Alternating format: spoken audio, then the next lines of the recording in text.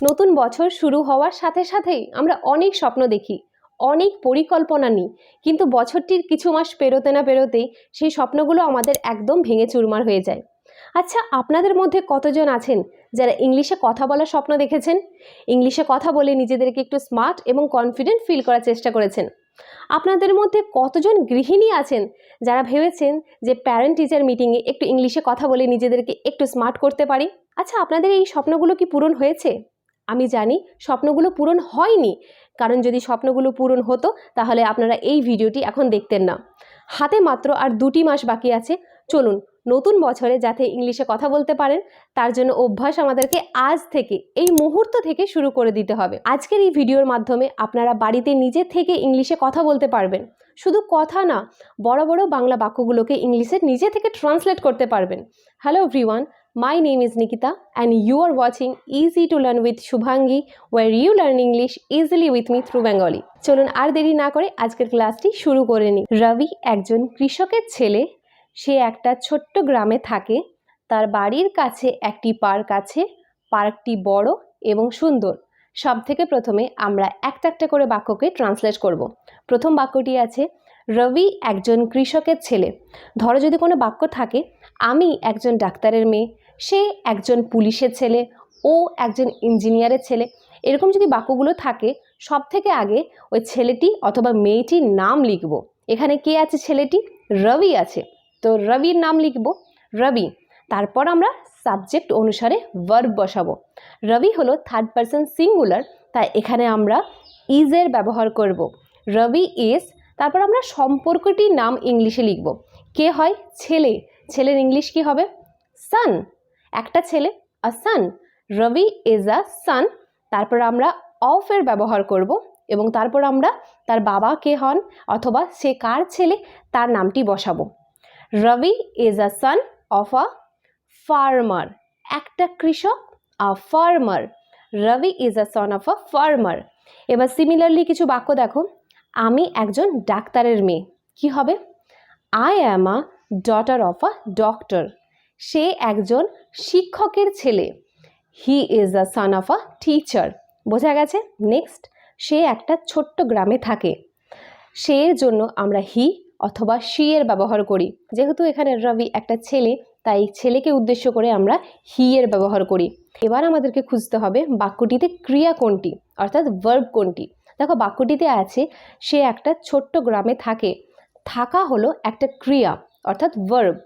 যেহেতু হি একটা third person singular, তাই এখানে ভার্বের সাথে এস অথবা ইএস যুক্ত হবে। তাহলে কি হবে? He lives. তারপর আমাদেরকে একটা প্রেপোজিশনের দরকার হবে, কারণ আমরা বলেছি একটা গ্রামের মধ্যে, কোনো কিছুর মধ্যে বোঝালে আমরা ইন প্রেপোজিশনের ব্যবহার করি। তো হি লিভস ইন, তারপর কি? একটা ছোট্ট গ্রাম। একটার জন্য আমরা আয়ের ব্যবহার করব, ছোট্টর জন্য স্মল এবং গ্রামের জন্য village. He lives in a small village. বোঝা গেছে?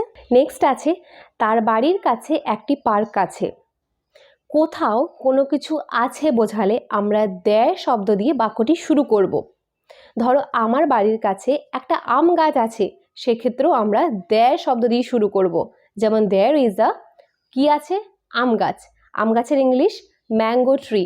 দেয়ার ইজ আ ম্যাঙ্গো ট্রি। আমার বাড়ির পাশে, পাশের জন্য আমরা বাই অথবা নেক্সট টু এর ব্যবহার করতে পারি। তো there is a mango tree by আমার বাড়ি। আমার ইংলিশ মাই এবং বাড়ির English house. There is a mango tree by my house. There is a mango tree by my house. এবার আমি যদি বলি স্কুলটির পাশে একটি বড় ময়দান আছে, কি হবে? দেয়ার ইজ আ বড় ময়দান, বিগ ফিল্ড অথবা বিগ গ্রাউন্ডও ব্যবহার করতে পারি। There is a big field next to the school. আমরা বললাম না, পাশের জন্য আমরা বাই এবং নেক্সট টু এই দুটোরই ব্যবহার করতে পারি। চলো বাক্যটিতে ফিরে আসি। বলা আছে তার বাড়ির কাছে একটি পার্ক আছে। বলো তোমরা এবার। There is a park. There is a park. তার বাড়ির কাছে। কাছে বোঝালে আমরা নেয়ার শব্দের প্রয়োগ করব। দেয়ার ইজ আ পার্ক নেয়ার তার বাড়ি। তার ইংলিশ হিজ অথবা হার হয়। ছেলেকে উদ্দেশ্য করে বললে হিজ এবং মেয়েকে উদ্দেশ্য করে বললে হার হয়। কি হবে? His house. There is a park near his house. বোঝা গেছে? নেক্সট, পার্কটি বড় এবং সুন্দর। শব্দে যদি টি অথবা টা থাকে সেক্ষেত্রে আমরা দায়ের ব্যবহার করি। দাকে আমরা আরও 10টি জায়গায় ব্যবহার করতে পারি। যদি তোমরা চাও সেই সংক্রান্ত কোনো ভিডিও, কমেন্ট করে জানাও, আমি সেই সংক্রান্ত একটা ভিডিও নিয়ে আসার চেষ্টা করব। আমি আগের বাক্যে পার্কে নিয়ে কথা বলেছি এবং আমি এই বাক্যটিতে সেই পার্কের সম্পর্কেই কথা বলছি, তাই এখানে আমি দায়ের ব্যবহার করেছি। দা হচ্ছে ডেফিনেট আর্টিকেল। ওকে, পার্কটি বড় এবং সুন্দর। দ্য পার্ক, তারপর আমরা ভার্ব বসাবো।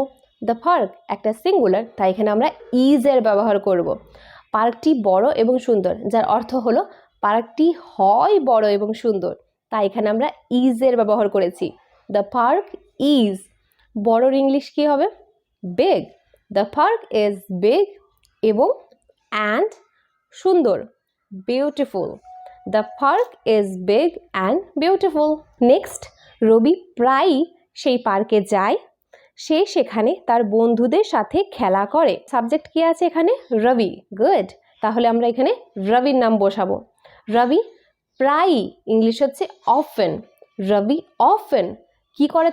তারপর তো আমাদের একটা ভার্ব লাগবে। তো রবি কি করে? রবি প্রায়ই সেই পার্কে যায়।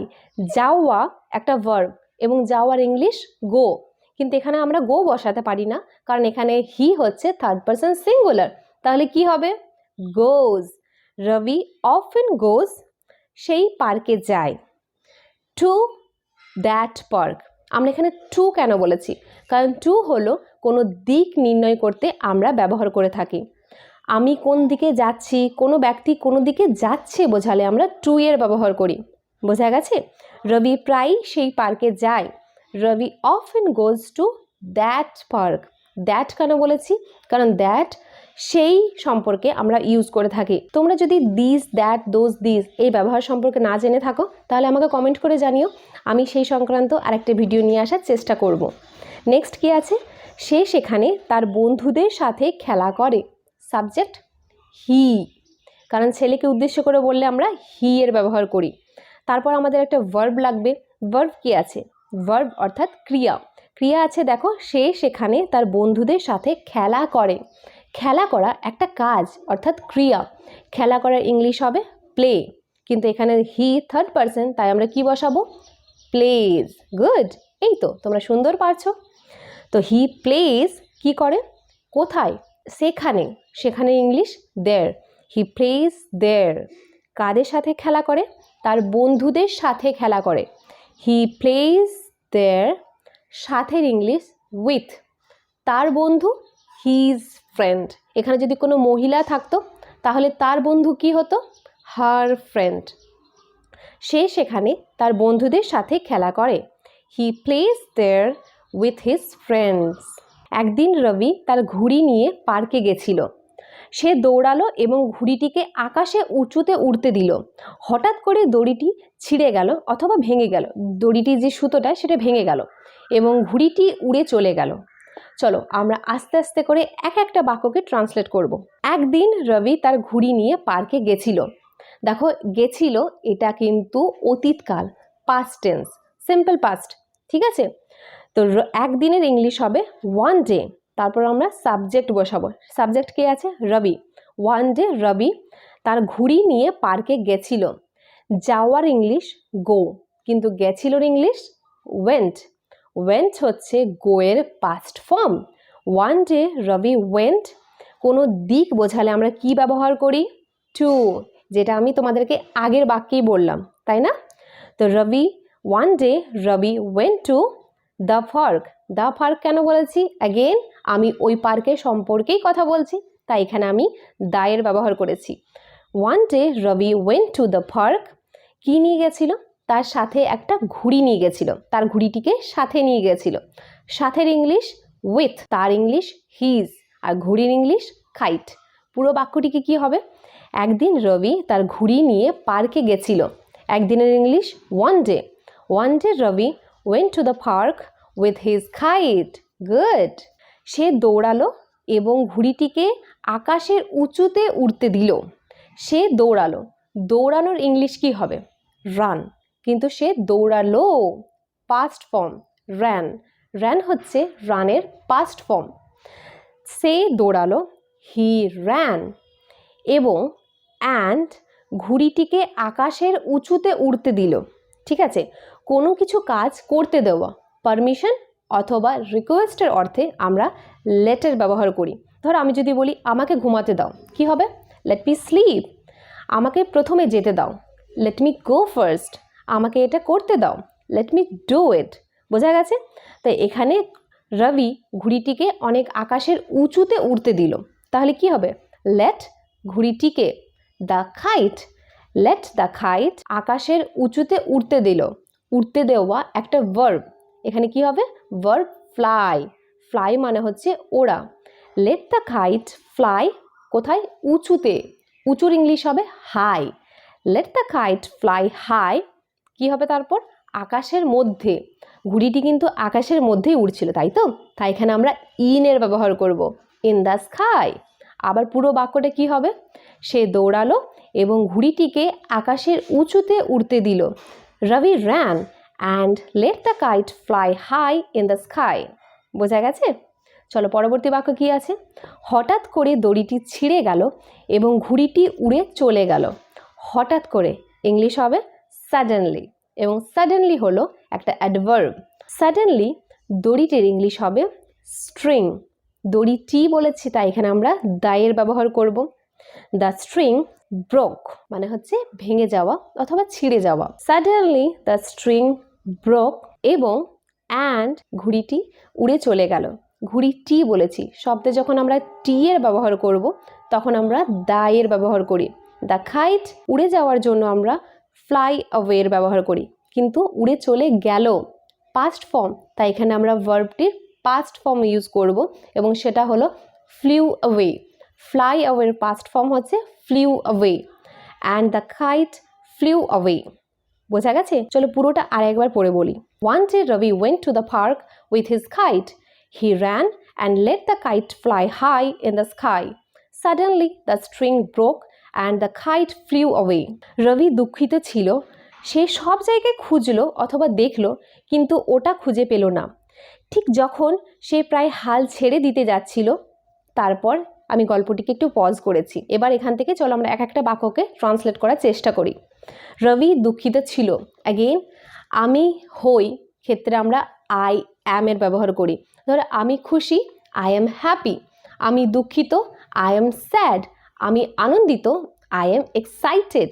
কিন্তু যদি বলি রবি দুঃখিত ছিল পাস্ট টেন্স, সেক্ষেত্রে আমরা ওয়াজ অথবা ওয়্যার এর ব্যবহার করব। যেহেতু রবি এখানে থার্ড পারসন, তাই এখানে আমরা ওয়াজ এর ব্যবহার করব। তো রবি দুঃখিত ছিল, রবি ওয়াজ স্যাড। নেক্সট কি আছে? সে সব জায়গায় খুঁজলো অথবা দেখলো, কিন্তু ওটা খুঁজে পেল না। সাবজেক্ট হি, কারণ হি ছেলেকে রেফার করে, তাই না? সে সব জায়গায় খুঁজলো, তারপর আমরা একটা ভার্ব বসাবো হি এর পর। তো এখানে ক্রিয়া অথবা কাজ কি আছে? দেখা অথবা খোঁজা, তাই তো? তো দেখা অথবা খোঁজার জন্য আমরা লুকের ব্যবহার করি, কিন্তু খুঁজলো, দেখলো, এটা তো পাস্ট টেন্স, তাই এখানে আমরা ভার্বের পাস্ট ফর্ম বসাবো। লুকের পাস্ট ফর্ম হচ্ছে লুকড। হি লুকড সব জায়গা, এভরিওয়্যার। He looked everywhere. কিন্তু বাট ওটা খুঁজে পেল না। পাওয়ার জন্য, কোনো কিছু করতে পারার জন্য আমরা ক্যানের ব্যবহার করি। তো ক্যানের পাস্ট ফর্ম কি হবে? কুড। পেল না, কুড নট। কিন্তু ওটা খুঁজে পেল না, ওটা মানে হচ্ছে কাইটকে, এবং ওটার জন্য আমরা ইটের ব্যবহার করব। ইট হচ্ছে সাবজেক্ট প্রোনাউন। তোমরা যদি ইটের ব্যবহার সম্পর্কে না জেনে থাকো, আমি অলরেডি একটা ভিডিও বানিয়েছি, আমি ডেসক্রিপশনে সেই ভিডিওটির লিঙ্ক দিয়ে রাখবো, তোমরা অবশ্যই কিন্তু ভিডিওটি দেখে নাও। ঠিক যখন সে প্রায় হাল ছেড়ে দিতে যাচ্ছিল অথবা চলেছিল, ঠিক যখনের ইংলিশ হবে জাস্ট ওয়েন। জাস্ট ওয়েন, তারপর আমরা সাবজেক্টের ব্যবহার করব। সাবজেক্ট হচ্ছে হি। প্রায় হাল ছেড়ে দিতে যাচ্ছিল অথবা চলেছিল, পাস্ট টেন্স, তাই এখানে আমরা ওয়াজ এর ব্যবহার করব। সে প্রায়ই হাল ছেড়ে দিতে যাচ্ছিল। প্রায় ইংলিশ হবে অ্যাবাউট টু। আমি প্রায় মরেই যাচ্ছিলাম, I was about to die. আমি প্রায় ঘুমিয়েই পড়েছিলাম, I was about to sleep. About টুকে আমরা কোথায় ব্যবহার করতে পারি সেই সংক্রান্ত আমি অলরেডি একটা ভিডিও নিয়ে এসেছি, তোমরা পারলে চেক আউট করতে ভুলো না। হাল ছেড়ে দেওয়ার ইংলিশ হবে give up. Just when he was about to give up. তারপর কী হলো চলো সেটা জানার আগে আমরা পুরোটাকে আরও একবার ইংলিশে বলে নিই। রবি দুঃখিত ছিল, রবি ওয়াজ স্যাড। সে সব জায়গায় খুঁজলো অথবা দেখলো কিন্তু ওটা খুঁজে পেল না। He looked everywhere but couldn't find it. ঠিক যখন সে প্রায় হাল ছেড়ে দিতে যাচ্ছিল অথবা চলেছিল। Just when he was about to give up, একজন দয়ালু অপরিচিত ব্যক্তি তার ঘুড়িটি খুঁজে পেল এবং ওটি ফেরত দিল। একজন দয়ালু অপরিচিত ব্যক্তি তার ঘুড়িটি খুঁজে পেল এবং ওটি ফেরত দিল। রবি আবার খুশি হলো অথবা রবি আবার আনন্দিত হয়ে গেল। ঠিক আছে, আস্তে আস্তে করে আমরা ট্রান্সলেট করব। একজন দয়ালু অপরিচিত ব্যক্তি, একজনের ইংলিশ কি হবে? আ। দয়ালুকে আমরা ইংলিশে বলি কাইন্ড, আ কাইন্ড। এবং অপরিচিত ব্যক্তির জন্য আমরা স্ট্রেঞ্জারের ব্যবহার করব। আ কাইন্ড স্ট্রেঞ্জার। ব্যক্তিটি কি খুঁজে পেল? তার ঘুড়িটি খুঁজে পেল। তো খুঁজে পাওয়ার জন্য আমরা ফাইন্ডের ব্যবহার করি, কিন্তু খুঁজে পেল পাস্ট ফর্ম, ফাইন্ডের পাস্ট ফর্ম হবে ফাউন্ড। আ কাইন্ড স্ট্রেঞ্জার ফাউন্ড তার ঘুড়িটি। তারের জন্য আমরা হিজের ব্যবহার করব। যদি সে মেয়ে হতো তাহলে আমরা হারের ব্যবহার করতাম। আ kind stranger found his kite. বোঝা গেছে? এবং ওটি ফেরত দিল। এবং অ্যান্ড ফেরত দেওয়ার জন্য আমরা রিটার্নের ব্যবহার করি, কিন্তু ফেরত দিল পাস্ট ফর্ম।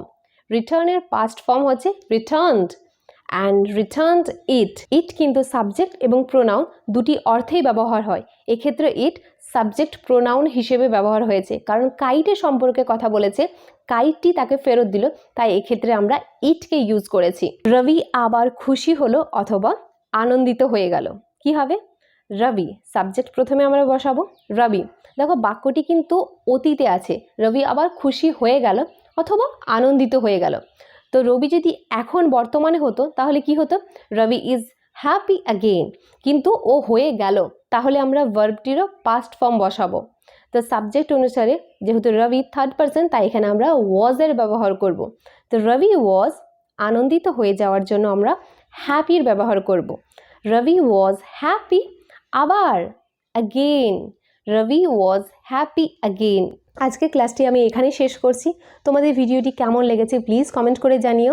তোমরা যদি এরকম ভিডিও আরও চাও সেটাও জানিও। দেখা হবে আবার কাল আর একটা নতুন